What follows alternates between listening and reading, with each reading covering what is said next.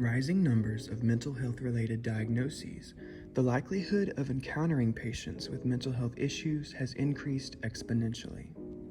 In this video, we will discuss 3 of the most common mental health diagnoses and how they relate to the profession of physical therapy in general, and how to approach this population in the healthcare setting, as well as discuss communication tools to assist in treatment if the diagnosis is presenting a barrier to the administration of treatment.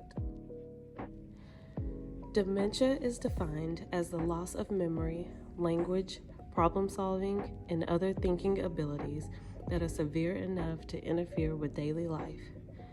The clinical presentation includes memory loss that disrupts daily life, difficulty with planning or solving problems, difficulty completing familiar tasks, confusion with time or place, new problems with words in speaking or writing, or changes in mood or personality.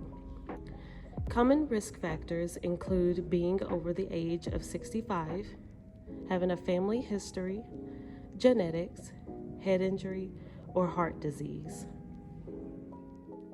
According to research, physical therapy and maintaining a level of engagement in some form of exercise is an essential part of the non-pharmaceutical care for patients with dementia.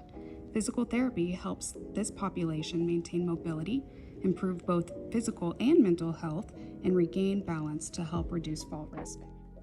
When communicating with these particular patients, it is important to speak clearly and slowly, using short instruction and questions. Make sure to allow time for them to answer in their own time.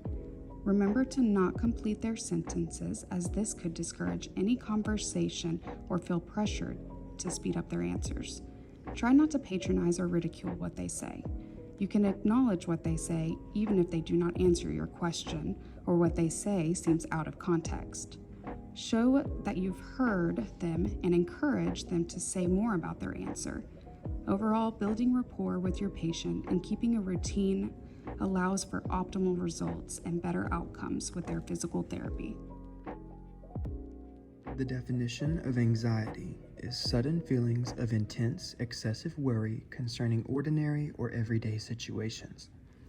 The clinical presentations of anxiety include, but are not limited to, nervousness, restlessness, feelings of impending danger or doom, fatigue, difficulty concentrating, and hyperventilation.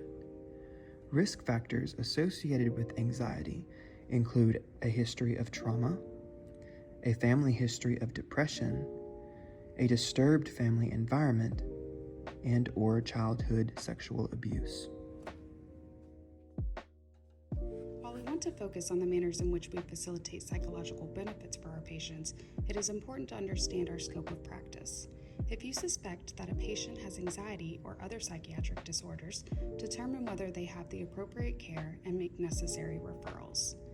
Physical therapy offers a potential secondary benefit of reducing anxiety symptoms and improving your overall health.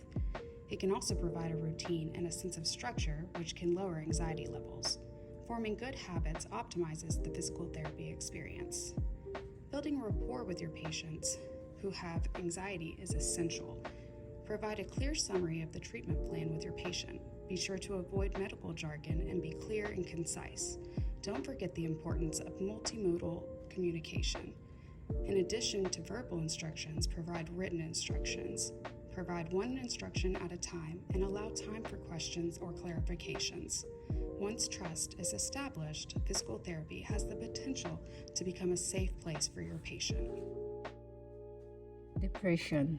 The definition of depression is also known as major depressive disorder or clinical depression. It is common and serious mood disorder. The clinical presentation includes persistent sad, empty mood, feelings of hopelessness or pessimism, feelings of worthlessness, decreased energy, fatigue, and difficulty sleeping. The risk factors includes personal or family history of depression, major life trauma or stress, physical illness, and medications.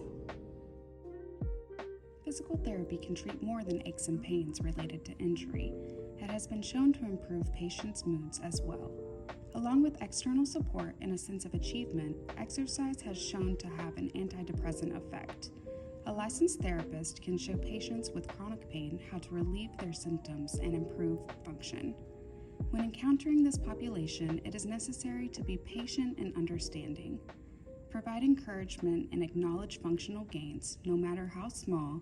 Speak clearly and at a pace that they can understand to ensure comprehension.